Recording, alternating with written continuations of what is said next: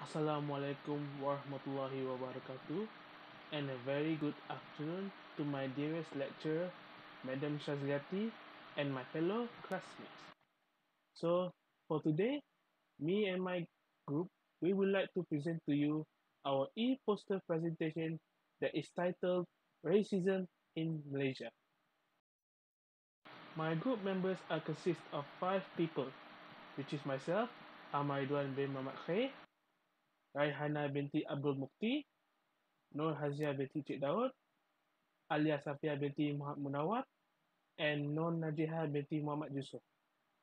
So each of us, we will present our own section from this e-poster presentation. So first of all, I will be present to you the introduction of this e-poster, which is called General Information about the title. So what do we know about racism? So racism is a belief that race is a fundamental determinant of human traits and capacities, and that racial differences produce an inherent superiority of a particular race. A social construct that artificially divides people into distinct groups based on their characteristics such as physical appearance, particularly color, ancestral heritage, cultural affiliation, cultural history, ethnic classification, and the social, economic, and political needs of a society at a given period of time. So, what we know in this part is that there are lots of different races in Malaysia. So, each of these races have their own culture, have their own tradition, have their own belief, have their own religion. So, not all not all races believe in the same type of religion. They have their own principle as well. So that is what we can understand from this part. Next. So for my first content of the e-poster presentation, I will be presenting you about the history of racism in Malaysia. And for the first fact of history that I will present, it's about British colonization in Malaya. It is believed that it started during British colonization in Malaya, where three main races were divided by their own skin color and living standards. The British also divide their economic status by putting Malay people as a rice farmer to work at rice paddy field. As for the Indian people, they were positioned to work in a rubber plantation as a rubber tapper, while they lived in an estate that belongs to British nobility people. And finally, for the Chinese people, they are given an opportunity by the British administration to have a business, and most of them work as a miner in the tin mining areas. So, what you can see in this picture is that these are the only opportunities that these three main races have during the British administration. So, for me, it's a bit shame because they don't have any opportunities left other than other than work or economic status that are given to them by the British administration. So, for my next history that I will be presenting is about Japanese occupation 1942 World War II. Some people believe that during the Japanese occupation, the Malay people allied themselves with the Japanese army, while the Chinese population are marginally decreased, with lots of them were massacred by the Japanese army. Most of the races that got killed by the Japanese army were Chinese. The reason Chinese people were slaughtered is because that they support the mainland China against Japanese. So what I can understand from this text is that during the Japanese occupation in Malaya, Chinese are the ones that always get killed by the Japanese army. It's because that China is the first country that has been invaded by the Japanese army. So during the time, there are lots of people were getting killed, tortured, or even been abducted as a sex slave. So what you can see from this picture shows that their misery and their pain during the Japanese occupation in 1942 in Malaya. So for the third history facts, I will be presenting to you about the tragedy of 13th May 1969. It all caused by Malaysia's general election in 1969, when the ruling Alliance Party lost seats to the Chinese Democratic Action Party and Parti Gerakan. The Malay, Chinese, and Indian people started widespread rioting, looting, assault, arson, protest, property damage, firefights, and also murder. This resulted in a declaration of state of national emergency by His Majesty the King, or Yang di-Pertuan Agong. The aftermath of this effect causes Tunku Abdul Rahman, the first Prime Minister of Malaysia, to resign, and the implementation of the Rukun Negara, also known as the Pillars of a National State, and also a new economic policy that is created by Tun Abdul Razak, the second Prime Minister of Malaysia. This event definitely increased racial tension, especially between Malays and Chinese. So, what we can understand from this text is that until today, to this day, there are still lots of racial tension, especially between Malays and Chinese. So, this tragedy is the root of all the racism to be happen in Malaysia. So, it's real. So, these people has really suffered a lot of racism during this time. So, for the next part that we'll be presenting, I will pass it to Raihana. Assalamualaikum, my name is Raihana binti Abdul Mukti. I'm gonna present about the chosen issue based on the theme. The reason we choose this issue is because that there are lots of racism happening around us throughout Malaysia. Malaysia also being hypocritical by saying that all race should be treated equally, but they contradicted their own statement. Racism does not only happen in society but also in politics. Racism is such a big problem that there can be fight between races. Data analysis of the number of incidents reported in the Malaysia Racial Discrimination Report 2019 indicate that racial and religious politics as possessing the highest number of incidents of racial discrimination. It in fact constitutes 41% of the total number of incidents. Additionally, 10% of the incidents reported include racism in Parliament. Hence, it can be postulated that a total of 51% of incidents of racial discrimination can be attributed to the use of race religion by politicians. Furthermore, incidents of racial and religious incitement by specific groups, individuals, and agencies constitute 17% of the number of incidents reported.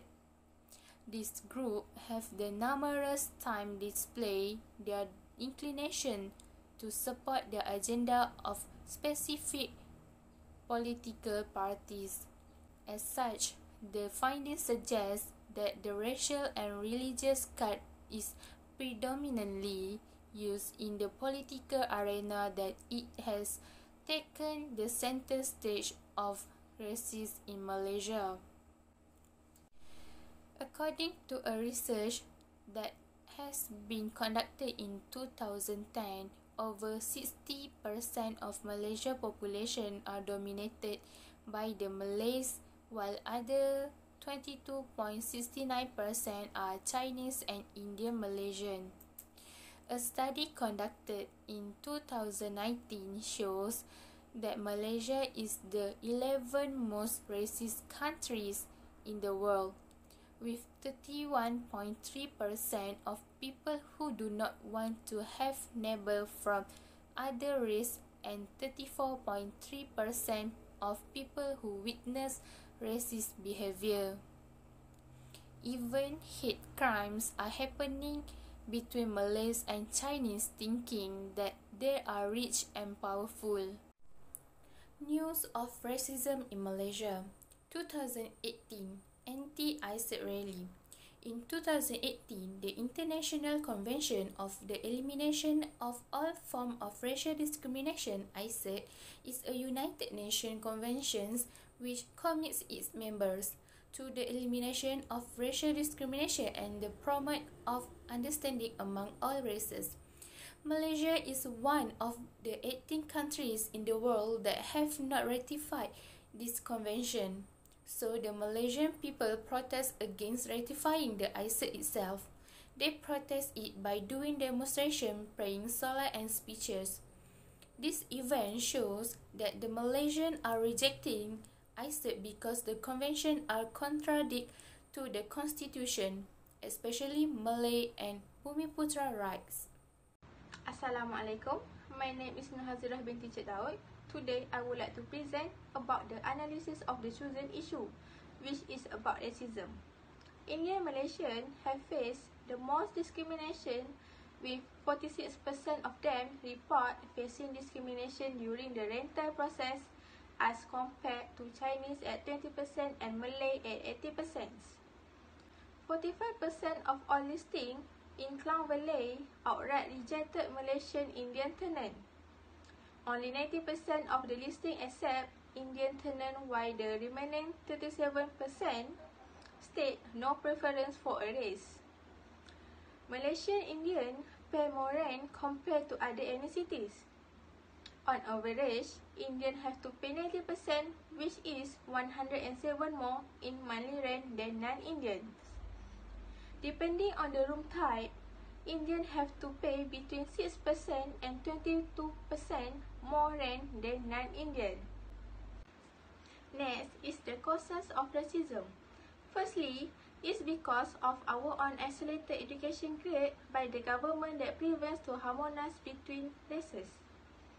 Each and every school in Malaysia has their own school for their specific race.